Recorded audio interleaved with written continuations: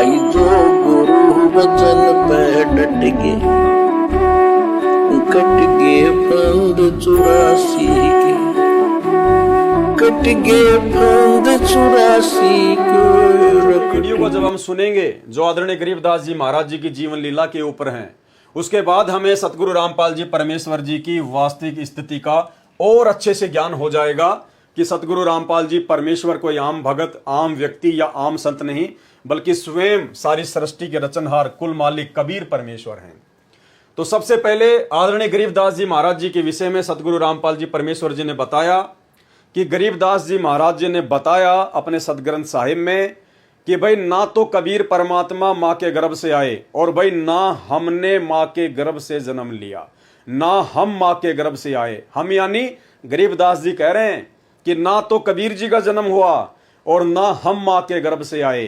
तो ये सत्संग आप जी सतगुरु रामपाल जी परमेश्वर जी के मुख कमल से सुनिए, और सुनने के बाद में फिर आपको पक्का यकीन हो जाएगा भाई जब आदरणीय गरीबदास जी महाराज जी की माता भी थी, गरीबदास जी महाराज जी के जो है पिताजी भी थे, वो भी एक गांव में आए, उन्होंने लीला की माँ के गर्भ से जन्म लेने की, दुनिया की दृष्टि को धोखा देते हुए। गरीबदास जी महाराज जी ने शादी भी की, उन्होंने 6 बच्चे भी उत्पन्न किए, और उसके बाद भी वो कह रहे हैं कि भाई हम माँ के गर्भ से नहीं आए। तो भाइयों और बहनों, आपको सतगुरु रामपाल जी परमेश्वर जी का वही लीला में जीवन बहुत अच्छे से समझ में आएगा। जब गरीबदास जी महाराज जी ऐसी लीला 350 साल पहले कर सकते हैं, परमात्मा हो सकते हैं, तो भाइयों और बहनों फिर सतगुरु रामपाल जी परमेश्वर जी के परमात्मा होने में भला कहां दिक्कत है। तो सुनिए गुरुदेव भगवान के मुख कमल से प्रमाण दे रहे गरीबदास जी कि कबीर साहब मां के पैदा नहीं हुई थी और ना हम गर्भ में आए भाई, शब्द स्वरूपी रूप हम। इसके अलावा सतगुरु रामपाल जी परमेश्वर जी ने सत्संग में बताया कि ग्रंथ साहिब में लिखा हुआ है, जिसमें बीच बीच में आदरणीय गरीबदास जी महाराज जी ने यह प्रमाणित किया है कि मैं ही कबीर साहिब हूं, मैं कबीर परमात्मा हूं। आदरणीय गरीबदास जी ने स्वयं के विषय में प्रमाणित किया है कि मैं कबीर परमात्मा हूं। सुनिए छोटा सा सत्संग सतगुरु रामपाल जी के मुख कमल से, उसके बाद आपको यकीन हो जाना चाहिए कि जब गरीबदास जी महाराज जी ऐसी लीला करते हुए परमात्मा हो सकते हैं, बंदी छोड़ हो सकते हैं, तो सतगुरु रामपाल जी परमेश्वर जी के तो परमात्मा होने में कोई संशय ही नहीं है। हम ही दिल दरिया हैं बाई, हम ही बिंदु सिंध गर्क छाई, हम ही लहर तरंग उठावे, हम प्रगट हम ही छिप जावे, हम ही गुप्त गुज गंभीरा, हम ही अवगत हमें कबीरा।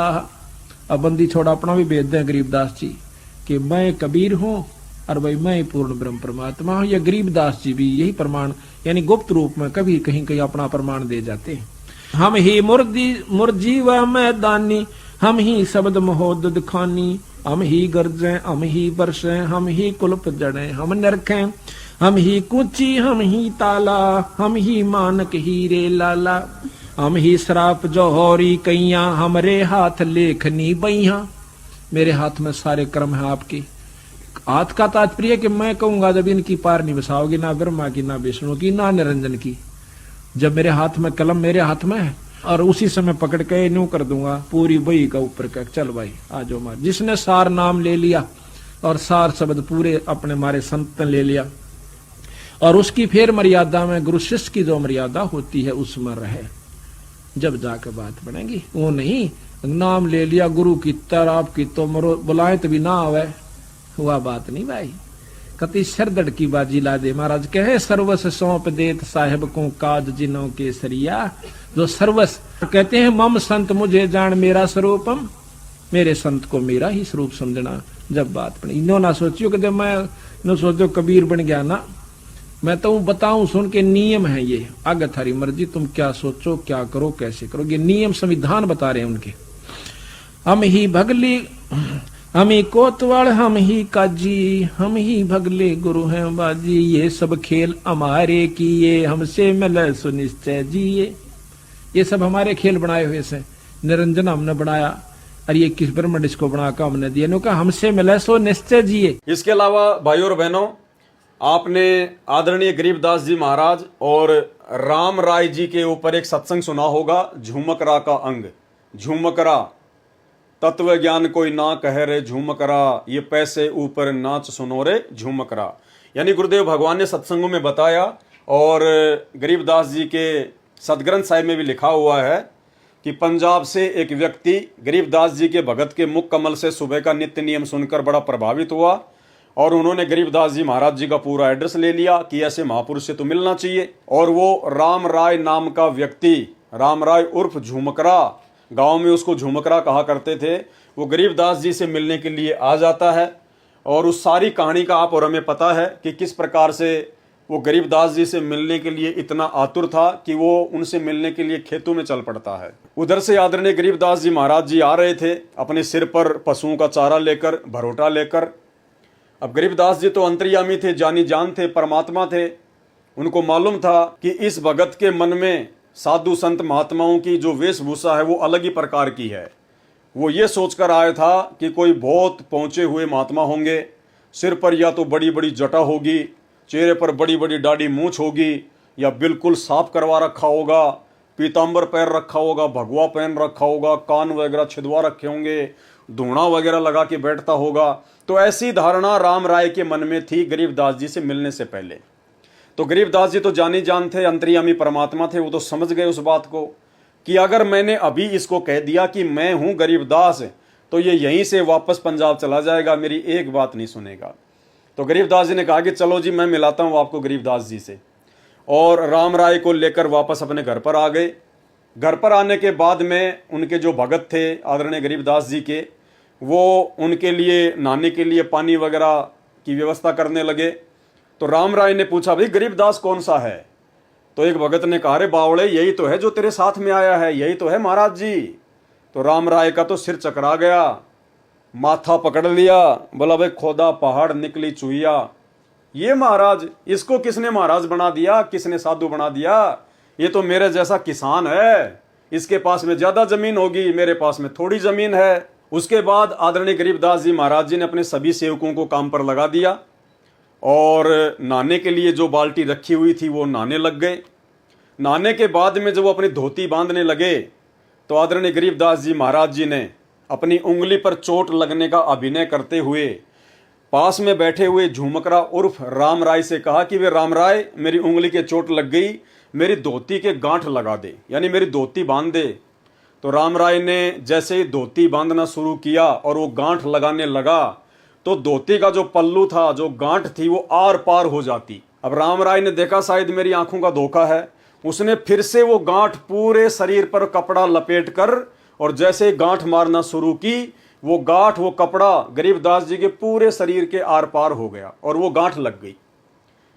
तीसरी बार उसने ऐसा ही किया कि हो सकता है मेरी आंखों का धोखा हो। फिर से उन्होंने गरीबदास जी के पूरे शरीर के वो कपड़ा लपेट कर और जैसे गांठ मारना शुरू की तो कपड़ा शरीर के आर पार होता हुआ उस कपड़े के गांठ लग गई। फिर राम राय ने ऊपर देखा तो राम राय जी श्री विष्णु जी के भगत थे, विष्णु जी की भक्ति किया करते थे। और परमात्मा का विधान है कि इस मोक्ष के टाइम से पहले, इस बिचली पीढ़ी वाले समय से पहले जो भी भगत, जिस भी भगत की, अवतार की या किसी की भी वो पूजा करता है अपना इष्ट मानकर, परमात्मा उसी रूप में उसको दर्शन दिया करते थे। तो जैसे ही झुमकरा ने ऊपर देखा, क्योंकि गरीबदास जी ने कहा, अरे भाई झुमकरा क्या हुआ? अरे मैं तो तेरे जैसा एक किसान हूं, तेरे जैसा जमींदार हूं, तेरे से गांठ क्यों नहीं लग रही? तो जब झुमकरा ने ऊपर देखा तो विष्णु जी के रूप में आदरणीय गरीबदास जी ने उनको दर्शन दिए और उस समय उनको अपनी गलती का एहसास हुआ कि ये तो स्वयं परमात्मा है, ये तो भगवान है, मैं ही धोखे में था। तो कहने का मतलब है आदरणीय गरीबदास जी महाराज जी ने ये लीला की, अपने आप को परमात्मा साबित किया कि मेरा नूरी शरीर है, मेरा सौद स्वरूपी शरीर है, मेरा शरीर तुम आम जीवों की तरह हाड़ मांस का नहीं है, क्योंकि वो कपड़ा शरीर से आर पार होके गांठ लग रही थी। ठीक इसी प्रकार भाई और बहनों, सतगुरु रामपाल जी परमेश्वर जी के जीवन को जब आप देखेंगे, जब आप उनके भक्तों के इंटरव्यू सुनेंगे या सतगुरु रामपाल जी परमेश्वर जी के मुख कमल से जो इन्होंने अपने भक्तों के इंटरव्यू सुनाए हैं, जब आप वो सुनोगे तो आपको पता चलेगा कि भगत जब सतगुरु रामपाल जी परमेश्वर जी के चरणों की सेवा किया करते थे, उस समय सतगुरु रामपाल जी परमेश्वर जी के चरण फोम से भी ज्यादा मुलायम, फोम से भी ज्यादा मुलायम, ना कोई हड्डी, ना किसी प्रकार का अन्य कोई आडंबर जो आप और हमारे इस हाड़ मांस के शरीर में होता है।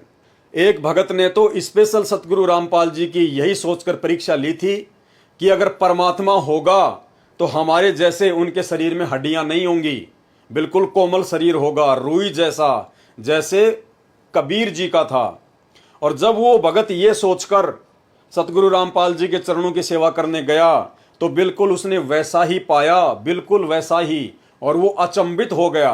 तो सतगुरु रामपाल जी परमेश्वर जी ने कहा कि भगत देख, गुरु अपने चेले की परीक्षा लेके फिर उसको नाम दीक्षा देता है, लेकिन तूने तो अपने गुरु की परीक्षा ली है। अब यदि तू इस भक्ति मार्ग से हट गया तो परमात्मा तुझे कभी भी क्षमा नहीं करेगा।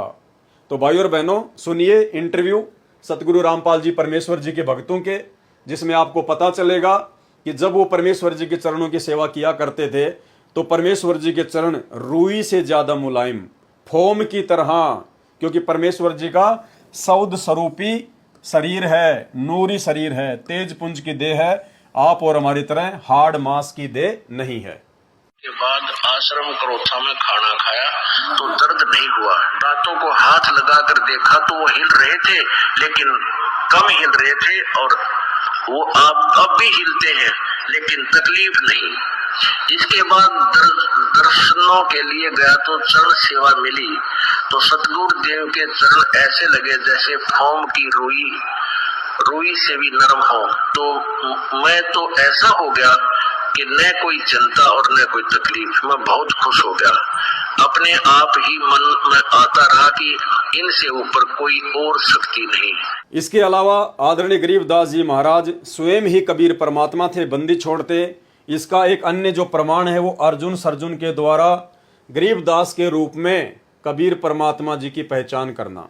यानी जब अर्जुन सर्जुन को आदरणीय गरीबदास जी ने 3 दिन की आयु में सारनाम दिया, उस समय सारनाम देने के बाद अर्जुन सर्जुन को गरीबदास जी ने कहा कि भाई अर्जुन सर्जुन, अब तो समझ में आ गई कि अपने गुरु में कभी दोष नहीं देखना चाहिए, क्योंकि अर्जुन सर्जुन ने 650 साल पहले यही गलती की थी। उन्होंने लोगों के कहने पर अपने गुरु के ऊपर संदेह कर लिया। जब परमेश्वर जी ने लीला की थी, अपनी ही एक शिष्या जो कि पहले वेश्यावर्ती का काम किया करती थी, गणिका थी, परमेश्वर से नाम लेने के बाद वो आश्रम में आने लग गई। भगत उनको टॉर्चर करने लग गए कि तू बदनाम औरत है, गुरुजी को बदनाम करेगी, आश्रम में मत आया कर। तो भक्तों के प्रति ऐसा रवैया देखकर कबीर परमेश्वर जी ने 64 लाख भक्तों की परीक्षा ली। उसी बहन को, गणिका को परमात्मा ने निमित्त बनाया, और उसी गणिका के तहत परमेश्वर जी ने अर्जुन सर्जुन की भी परीक्षा ली, और अर्जुन सर्जुन भी उस परीक्षा में फेल हो गए थे। यानी उन्होंने अपने गुरु के ऊपर संदेह कर लिया था। उसके बाद वो बहुत रोए। जब परमात्मा ने उनको समझाया, उनको अपनी गलती का एहसास भी हुआ, तो उस समय कबीर परमात्मा ने कहा कि भाई अब मेरे इस शरीर से तुम्हारा मोक्ष नहीं हो सकता, क्योंकि रहीमन धागा प्रेम का मत तोड़ो छिटकाए, टूटे से फिर ना जुड़े और जुड़े तो गांठ पड़ जाए। क्योंकि तुमने मेरे इस शरीर में दोष देख लिया, इसलिए तुम इस शरीर में पार नहीं हो सकते। तो अर्जुन सर्जुन ने बहुत ज्यादा मिन्नतें की, प्रार्थना की, रोए, पैर नहीं छोड़े। तो परमात्मा ने कहा कि भाई ठीक है, आज से 250 साल बाद मैं गांव छुडानी में ऐसे दिल्ली के पास में हुमायूंपुर, वहाँ से एक गांव है छुडानी हरियाणा में, वहाँ पे मैं प्रकट होऊंगा और उस समय आपको मैं नाम दीक्षा दूंगा। तो उन्होंने कहा कि महाराज हमें कैसे पता चलेगा? बोला वो मेरा काम है तुम्हें सचेत करना। तो जब गरीबदास जी महाराज जी आए, कबीर परमात्मा गरीबदास जी के रूप में गांव छुडानी में सन 1717 में आए, और जब 3 दिन के ही थे शिशु रूप में, उसी समय उन्होंने सौपन के माध्यम से अर्जुन सर्जुन को संदेशा दिया कि भाई मैं आ चुका हूं, आ जाओ। अर्जुन सर्जुन आए और मात्र 3 दिन की आयु में आदरणीय गरीबदास जी महाराज जी ने रानी माता को गहरी नींद में सुला दिया, और मात्र 3 दिन की आयु में अर्जुन सर्जुन को सारनाम दिया। और वो 250 साल के अर्जुन सर्जुन आदरणीय गरीबदास जी के पैरों में पड़कर रोने लगे। उस समय 3 दिन की आयु के उस बच्चे आदरणीय गरीबदास जी महाराज जी ने कहा कि अर्जुन सर्जुन समझ में आ गई कि अपने गुरु जी पर कभी भी संदेह नहीं करना चाहिए, अपने गुरु में कभी भी दोष नहीं देखना चाहिए। तो ये एक प्रमाण है कि गरीबदास जी के रूप में अर्जुन सर्जुन ने अपने गुरु कबीर परमात्मा को पहचाना। तो आप जी सुनिए ये छोटा सा शब्द जिसकी एक चौपाई, जिसमें परमात्मा ने कहा है कि अर्जुन सर्जुन ने पहचान लिया और छुडानी में दर्शन आन किया। अर्जुन सर्जुन ने पिछान लिए, छुडानी में दर्शन आन किए। अर्जुन सर्जुन ने पहचान लिया, छुडानी में दर्शन आन किए। हे रानी नंदन हमने जान लिए, बल राम पिता जनाया है। भक्ति की भिक्षा दे, मीद कटोरा लाया है। सत कबीर दवारे, तेरे पैक दास भिखारी आया है। तो भाई और बहनों, ठीक इसी प्रकार जैसे अर्जुन और सर्जुन ने कबीर जी को आदरणीय गरीबदास जी के रूप में पहचान लिया था, ठीक इसी प्रकार आज हजारों की संख्या में सत्सेवक भाई और बहनों ने अपने उसी कबीर परमात्मा को, जो 650 साल पहले आए थे, हमारे गुरु थे, जो आज सतगुरु रामपाल जी परमेश्वर जी के रूप में पुण्य धरती पर प्रकट हो चुके हैं, हमारा उद्धार करने के लिए, हमसे भक्ति करवाने के लिए। तो आज हजारों की संख्या में सत्सेवक भाई बहनों ने अपने कबीर परमात्मा को पहचान लिया है सतगुरु रामपाल जी परमेश्वर जी के रूप में। इसके अलावा जिस प्रकार से आदरणीय गरीबदास जी महाराज जी को, जो कि 300 साल पहले धरती पर सहशरीर प्रकट थे, जिनको दुनिया पहचान नहीं पाई और ना पहचानने के चलते दुनिया ने उनमें 100 नुक्स निकाले, 100 नुक्स। इसके ऊपर सतगुरु रामपाल जी परमेश्वर जी ने अपने सत्संग भी किया हुआ है। छोटा सा सत्संग 2 मिनट का सुन लीजिए, जिसमें गुरुदेव भगवान ने कहा है कि गरीबदास जी महाराज जी को ना पहचान कर दुनिया ने उनमें 100 नुक्स निकाले, उनको बावड़ा कहा, उनको पागल कहा, ना जाने क्या क्या उपाधियां उनको दी। और भोग की आरती के शब्द में हम पढ़ते हैं कि जीव जो ना सत्संग में आया, भेद ना उसे भजन का पाया। गरीबदास जी को भी बावड़ा बताया, क्या कर ले इस दुनिया शाणी का। उसके बाद आपको यकीन हो जाना चाहिए कि दुनिया तो ऐसी ही है, दुनिया का काम है केवल नुक्स निकालना। लेकिन जिन आत्माओं को ज्ञान समझ में आ गया, जो परमात्मा के विशेष हीरे मोतीलाल हैं, जिन आत्माओं के लिए परमात्मा युगों युगों से भटक रहा है, वो आत्मा अपने परमेश्वर जी को पहचान चुकी हैं, जान चुकी हैं, सतगुरु रामपाल जी के रूप में उनकी पहचान कर चुकी हैं।